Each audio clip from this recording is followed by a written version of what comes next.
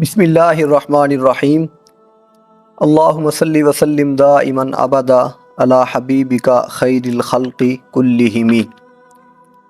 آج کی آیت طیبہ اپنے موضوع کے اعتبار سے بہت ہی زیادہ اہمیت کی حامل ہے، اس لیے کہ اس کے اندر خالق کائنات نے مسلمانوں کو اپنی عزت نفس بحال رکھنے کا ایک بنیادی اصول جو ہے وہ بیان فرمایا ہے، اور حضور سیدی ضیاء الامت رحمۃ اللہ تعالیٰ علیہ نے اسی آیت طیبہ کی تفسیر کے اندر اسلامی مملکت کی جو خارجہ پالیسی ہے اس کا انحصار اور دار و مدار کس کے اوپر ہے، آپ رحمۃ اللہ تعالیٰ علیہ نے اسی آیت طیبہ کی تفسیر کے اندر بیان فرمایا ہے۔ آج ہم سورہ آل عمران کی آیت نمبر 28 کا ترجمہ اور اس کی تفسیر پڑھیں گے۔ خالق کائنات نے ارشاد فرمایا، لا يتخذ المؤمنون الکافرین اولیاء من دون المؤمنین، کہ نہ بنائے مومن کافروں کو اپنا دوست مومنوں کو چھوڑ کر۔ حضور سیدی ضیاء الامت پیر محمد کرم شاہ رحمۃ اللہ تعالیٰ علیہ آپ اس آیت طیبہ کی تفسیر کے اندر فرماتے ہیں کہ یہ آیت طیبہ وہ ستون ہے کہ جس پر اسلامی حکومت کی خارجہ پالیسی کا دار و مدار ہے۔ اپنی اسی اہمیت کے پیش نظر یہ بہت ہی غور و فکر اور تدبر کی مستحق ہے، تاکہ اس کے اندر غور کیا جائے، تفکر اور تدبر کیا جائے، اور سب سے پہلے اس کے معنی اور مفہوم کو سمجھا جائے، تاکہ کسی قسم کا غلط معنی یا جو مفہوم ہے وہ کسی کے ذہن کے اندر پیدا نہ ہو۔ آپ فرماتے ہیں کہ اس سلسلے میں سب سے پہلے جو لفظ اولیاء اس آیت طیبہ کے شروع میں آیا، لا يتخذ المؤمنون الکافرین اولیاء من دون المؤمنین، چونکہ یہ لفظ نہایت ہی توجہ کے قابل ہے، اور اسی کو آپ رحمۃ اللہ تعالیٰ علیہ نے اس کے اوپر فوکس کیا، اس کے متعلق بیان فرمایا اولیاء کا مفہوم جو ہے وہ ہمیں سب سے پہلے ذہن نشین کر لینا چاہیے۔ اولیاء یہ ولی کی جمع ہے، اور ولی ولایتن سے یا ولایتن سے مشتق ہے، یعنی واو کے نیچے زیر سے بھی اور واو کے اوپر فتح سے بھی۔ علامہ راغب اصفہانی لکھتے ہیں کہ الولایت النصرت، کہ اگر ولایتن ہو یعنی کہ واو کے نیچے کسرہ ہو، زیر ہو، تو اس کا مطلب ہے مدد کرنا۔ اور پھر فرماتے ہیں والولایت تولی الامر، اگر واو کے اوپر فتح ہو تو اس کا مطلب ہے کسی کام کا ذمہ دار اور انچارج بننا۔ علامہ قرطبی رحمۃ اللہ تعالیٰ علیہ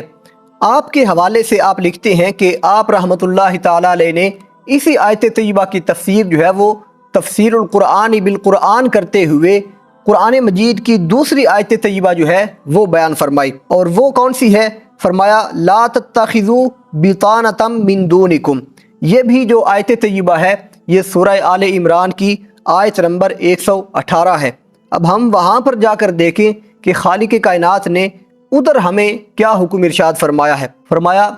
یا ایھا الذین آمنوا،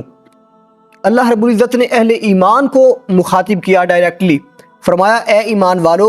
لا تتخذوا بطانة من دونکم، کہ نہ بناؤ اپنا رازدار غیروں کو، لا یعلونکم خبالا، وہ کسر نہ اٹھا رکھیں گے تمہیں خرابی پہنچانے میں، وہ تمہیں ہر قسم کا نقصان پہنچانے کے لیے آگے ہوں گے۔ خالق کائنات نے ایک اور مقام پر اسی طرح کا ذکر کرتے ہوئے ارشاد فرمایا، مومنوں کو ہی مخاطب کیا اور فرمایا یا ایھا الذین آمنوا لا تتخذوا الیہود والنصارى اولیاء، کہ اے ایمان والو یہود و نصارہ جو ہیں ان کو اپنا دوست نہ بناؤ، بعضهم اولیاء بعض، وہ آپس میں ایک دوسرے کے دوست ہیں، ان کی باہمی جتنی بھی چپکلش ہو، وہ ایک دوسرے کے ساتھ کتنے ہی دست و گریبان کیوں نہ ہو، جنگ و جدال کا سلسلہ ہی کیوں نہ ہو، لیکن جس وقت مسلمانوں کو نقصان پہنچانے کی باری آتی ہے، مسلمانوں کا کچھ تو خون کرنے کی باری آتی ہے، ان کو تباہ و برباد کرنے کی باری آتی ہے، تو یہ سب اکٹھے ہو کر ایک ہی صف میں کھڑے ہو جاتے ہیں، اس لیے کہ ان سب کا مقصد یہ ہے کہ ہم مسلمانوں کو اس صف ہستی سے مٹا دیں۔ اس لیے خالق کائنات نے فرمایا بعضهم اولیاء بعض، کہ وہ ایک دوسرے کے دوست ہیں، ان کو اپنا رازدار مت بناؤ۔ اب اس آیت طیبہ جو سورہ آل عمران کی 118 نمبر آیت ہے، اس میں آپ رحمۃ اللہ تعالیٰ علیہ نے جو تفسیر بیان کی اس کا ایک مختصر سا حصہ میں آپ کے سامنے بیان کرتا ہوں۔ آپ فرماتے ہیں کہ اللہ رب العزت نے اس سے منع فرما دیا کہ وہ اپنے اور اسلام کے دشمنوں کو اپنا رازدار بنائے۔ جو اپنا دشمن ہے وہ مسلمان ہے، کلمہ گو ہے۔ ہم میں سے کوئی شخص یہ نہیں چاہتا کہ ہم اس کو اپنا راز جو ہے وہ بتا دیں، اس لیے کہ وہ اس کو اپنا راز بتانا اپنی ذات تک نقصان پہنچانے تک ہے، صرف اپنی ذات تک ہے، وہ ہمیں نقصان پہنچائے گا، گھر والوں کو پہنچائے گا۔ لیکن اگر یہود و نصارہ میں سے کسی کو یا کسی بھی دشمن کو جو اسلام کا دشمن ہے اس کو اگر راز بتا دیا تو وہ صرف اپنی ذات تک نہیں ہوگا بلکہ اسلام کو نقصان پہنچانے والے اور تمام مسلمانوں کو نقصان پہنچانے والے ہوں گے۔ اس لیے خالق کائنات نے فرمایا لا تتخذوا بطانۃ من دونکم، کہ ان لوگوں کو اپنا رازدار نہ بناؤ۔ پھر آپ فرماتے ہیں کہ وہ غیر مسلم جن کی اسلام دشمنی ان کے اقوال اور ان کے افعال سے واضح ہو چکی ہو، ان پر یوں اعتماد اور بھروسہ کرنا کہ ہر راز کی بات ان سے کہہ دی جائے، یہ کہاں کی دانش بندی ہے۔ قرآن نے مسلمانوں کو ایسی سادہ لوحی سے منع فرمایا ہے۔ اب علامہ قرطبی رحمۃ اللہ تعالیٰ علیہ کی تفسیر جو جہاں پر آپ بیان کرتے ہیں اسی آیت طیبہ کے متعلق، اسی آیت طیبہ کے نیچے جو آپ رحمۃ اللہ تعالیٰ علیہ نے کی، فرماتے ہیں یفاوضونہم فی الآراء، کہ اپنے جو اہم امور ہیں ان کے اندر کفار کے ساتھ جو اسلام کے دشمن ہے ان سے مشورہ کرنا، وَيُسْنِدُونَ إِلَيْهِمْ أُمُورَهُمْ، اور اپنے جو تمام امور ہیں، جو اہم کام ہیں، جو اپنی مسندیں ہیں، وہ بھی ان کے حوالے کر دینا، اس سے خالق کائنات نے منع فرمایا ہے۔ اور یہ معنی ہے لا تتخذوا الکافرین اولیاء من دون المؤمنین۔ آپ فرماتے ہیں کہ اس سے یہ واضح ہو گیا کہ کفار کے ساتھ ایسے دوستانہ مراسم کہ انہیں اپنے سیاہ اور سفید کا مالک بنا دیا جائے اور ہر بات میں انہی کے مشورے پر اعتماد کیا جائے، یعنی کہ اپنے کسی بھی مسلمان دوست سے، مسلمان ساتھی سے، مسلمان حکمران سے کسی قسم کا مشورہ نہ کیا جائے، اور اگر وہ مشورہ دے تو اس کے اوپر ایک بندہ مسلم کو اعتماد ہی نہ ہو۔ خالق کائنات نے اس چیز سے منع فرمایا ہے۔ اب یہ عمل کرنے والے کا نقصان کیا ہوتا ہے؟ آپ رحمت اللہ تعالی علیہ فرماتے ہیں کہ ایسا رویہ اختیار کرنا کسی آزاد قوم اور آزاد حکومت کے شایان شان نہیں ہے، بلکہ حقیقت میں یہ ذہنی غلامی کا دوسرا نام ہے جسے غیرت اسلام برداشت نہیں کر سکتی۔ نیز اگر ایک اسلامی مملکت دوسری اسلامی مملکت کے خلاف کسی غیر مسلم حکومت کی امداد کرنے لگے تو کیا ملی وحدت کا جنازہ نہ نکل جائے گا؟ اگر ہم اپنے ایک مسلمان بھائی کے خلاف کسی کافر کی مدد کر کے اسے شکست دے دیتے ہیں تو حقیقت میں ہم اپنے آپ کو کمزور کر رہے ہیں اور اپنے دشمن کی تقویت کا باعث بن رہے ہیں۔ اس لیے کہ مسلمانوں کو حضور نبی اکرم صلی اللہ علیہ وسلم نے ایک جسم کی مانند قرار دیا ہے۔ اگر ایک جگہ پر مسلمانوں کے ساتھ ظلم ہو رہا ہے، ستم ہو رہا ہے، تو یہ پورے مسلمانوں کے جسم کو نقصان پہنچ رہا ہے۔ آج ہمارے فلسطینی بھائیوں کے ساتھ جو ہو رہا ہے، یا پہلے جو ہمارے کشمیری بھائیوں کے ساتھ ہوتا رہا، برما کے مسلمانوں کے ساتھ جو ہو رہا ہے، یہ سارا ظلم ستم یہ کفار کی طرف سے ہی ہے، اور جو امریکہ ہے وہ اس سب کی سرپرستی کر رہا ہے۔ سب کے پیچھے اس کا ہاتھ ہے، وہی اسلحہ فراہم کرتا ہے، وہی ان کو دلاسے دیتا ہے، ہر ایک حملے کا حکم بھی وہاں سے جاری ہوتا ہے، پھر اس کے بعد اس کے بیٹے اور پوتے جو ہیں وہ سب کچھ کرتے ہیں۔ آپ فرماتے ہیں جب دشمن کو تقویت ملے گی تو جو آج اپنے اغراض و مقاصد کے پیش نظر ہماری خوشامد بھی کر رہا ہے اور طرح طرح کے سبب باغ بھی دکھا رہا ہے، لیکن کل جب اس کے اغراض ہمارے مفاد سے ٹکرائیں گے تو وہ ہمارا قلع قمع کرنے میں دریغ نہیں کرے گا، اور اس وقت اسے یاد بھی نہ رہے گا کہ ہم اس کے وہ مخلص دوست ہیں جنہوں نے اس کی خاطر اپنے دینی بھائیوں کا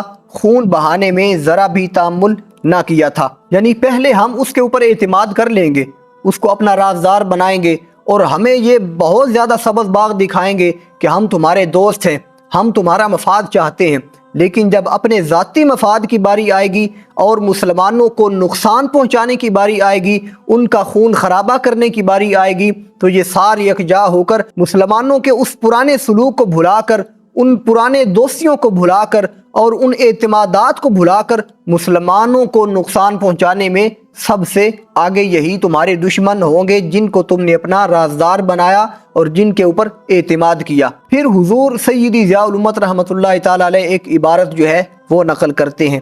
فرماتے ہیں فالممنوع منہا، کہ कुफ़ार के साथ ऐसी दोस्ती ममनू है मा यकूनु फ़ीही ख़िज़लानुन लिदीनिका, कि जिससे तेरे दीन की रुसवाई हो, दीन को नुकसान पहुँचे, ऐसी दोस्ती कुफ़ार के साथ करना मना है। और दूसरा फरमाया व ईज़ाउन लिअहलिही, और अपने दीनी भाइयों को भी नुकसान पहुँचे, उनको भी अजियत पहुँचे, ऐसी दोस्ती भी मना फरमाई गई है। और फिर फरमाया औ इदाअतुन लिमसालिहिम, या उनके वक़ार और मफाद को नुकसान पहुँच रहा हो तो फिर भी कुफ़ार के साथ दोस्ती करना मना है। इस्लाम के उसूल वाज़ेह हैं। अगर इस्लाम को नुकसान पहुँचाने में, दीन को नुकसान पहुँचाने में कुफ़ार यकजा हैं तो उनके साथ दोस्ती नहीं करनी चाहिए। लेकिन बाज़ उमूर में इस्लाम ही हमें ये इजाज़त देता है, अगर इस तरह का कोई मामला नहीं है तो फिर गैर मुस्लिम हुकूमतों के साथ तिजारत करना या आम इंसानी फलाह व बहबूद के कामों में उनके साथ ताउन करना, आलमी अमन व सलामती की बका के लिए मिलकर कोशिश करना, या एक मुश्तरका दुश्मन के मुकाबले के लिए उनके साथ फ़ौजी पैक्ट करना, या आम मेल जोल और मुआशरत में गैर मुस्लिमों के साथ हुस्न सलूक और खंदा पेशानी से पेश आना क़त्अन ममनू नहीं है। ये है इस्लाम की खूबसूरती, इस्लाम का एजाज़, इस्लाम का हुस्न, कि इस्लाम हर मामले में एतिदाल को पसंद करता है। फिर फरमाया इल्ला अन तत्तकू मिनहुम तुक़ा, मगर इस हालत में कि तुम करना चाहो उनसे अपना बचाओ। यानी कि कभी कोई ऐसा वक्त आ जाता है कि कोई काफिर जो है वो किसी भी मुसलमान को अपने नरगे में ले लेता है और उसके साथ जुल्म करता है, तशद्दुद करता है, जबर करता है और उसको जान से मारने की धमकी देता है, और फिर मुसलमान को इस बात का कवी यकीन है, पुख्ता यकीन है कि अगर ये बात जो कह रहा है अगर मैं नहीं करूँगा तो इस सूरत में ये मुझे कत्ल कर देगा। तो अब अगर अपनी ज़बान के ऊपर कलिमा कुफ़र भी ले आता है लेकिन उसके दिल के अंदर ईमान बाकी है, तो उस वक़्त तक उसका ईमान बाकी रहेगा और अपनी जान को बचाने के लिए कलिमा कुफ़र अगर ज़बान पर लाएगा तो उसको कोई पकड़ नहीं होगी। नबी करीम अलैहिस्सलातु वस्सलाम ने भी इसी तरह की हदीस पाक जो है वो बयान फरमाया कि इन्नल्लाह तजावज़ ली अन उम्मती, कि अल्लाह रब्बुल इज़्ज़त ने मेरी वजह से मेरी उम्मत से 3 चीज़ें जो है वो मुआफ़ फरमा दी हैं, उनसे तजावुज़ फरमाया है। फरमाया अल ख़ता वन निस्याना व मस्तुकरिहु अलैहि, एक ख़ता और निस्यान, ऐसा काम जिसके ऊपर किसी मुसलमान को मजबूर किया जाए, वो अगर कर लेता है तो उस मुसलमान की पकड़ नहीं होगी, अल्लाह रब्बुल इज़्ज़त उससे तजावुज़ फरमाता है। अब इस मौका पर भी जब कुफ़ार के नरगे में हो और वो तरह तरह की बातें करके उसको टार्चर कर रहे हों, तो इस सूरत में उस शख्स को क्या करना चाहिए? आप रहमतुल्लाह तआला अलैह लिखते हैं कि अगर ऐसी सूरत आती है कि उसको जान से मारने की धमकी दी जाती है, उसको तरह तरह की बातें करके टॉर्चर किया जाता है, तो उसको इस बात की हरगिज़ इजाज़त नहीं है कि वो ऐसा फेल करे या ऐसी बात कहे जिससे दूसरे मुसलमान को नुकसान पहुँचे। मसलन अगर कुफ़ार उसे किसी मुसलमान को कत्ल करने का हुक्म देते हैं, उसको ज़िना करने का कहते हैं, किसी का माल गसब करने के लिए कहते हैं, या झूठी गवाही देने के लिए कहते हैं, किसी पाक दामन औरत पर बोहतान लगाने का कहते हैं, या कुफ़ार को मुसलमानों के राज बताने पर मजबूर करें, तो उस मुसलमान को इस अमर की हरगिज़ इजाज़त नहीं है कि वो अपने बचाव के लिए इन कामों में से कोई एक काम भी करे। अगर वो अपनी जान बचाने के लिए ज़बान पर कलमा कुफ़र लाए और उसका दिल मुतमईन हो तो उसे ऐसा करने की रुख्सत है, लेकिन उसका ईमान पर डटे रहना और अपनी जान दे देना ये बहुत अफजल है।